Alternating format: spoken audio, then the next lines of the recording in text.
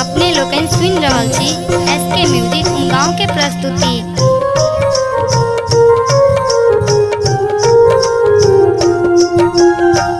मिथिला में आई को जगरा महान चलो हकार पूरा।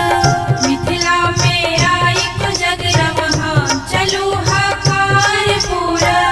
भेटत सबके पान मखान चलो भर रात घूमा। मिथिला में आई को जगरा महान चलो हकार पूरा।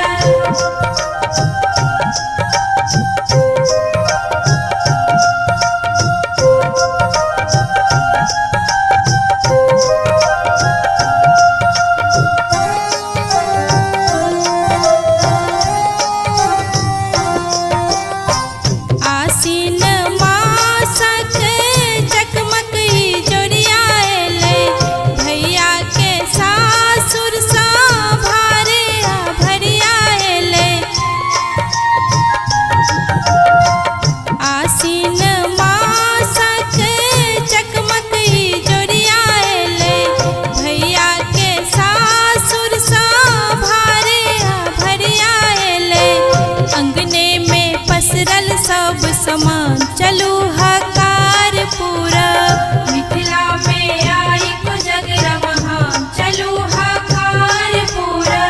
भेटत सबके पान मखान चलो भर रात घूमा। मिथिला में आई को जगरा महान चलो हकार पूरा।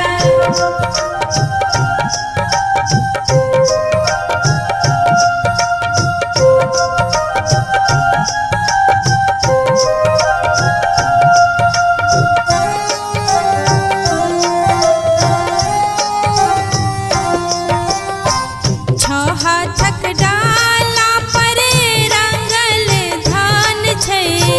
पानक डाली में लौंग घोसल पान छै। हाथक डाला पर रंगल धान छै।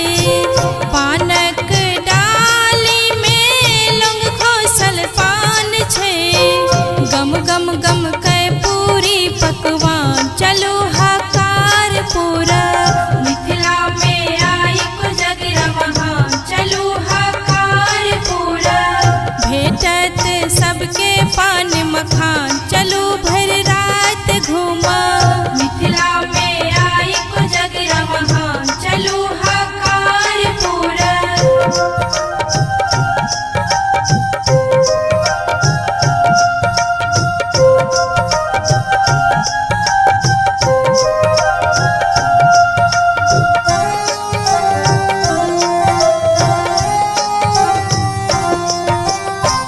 चूड़ा के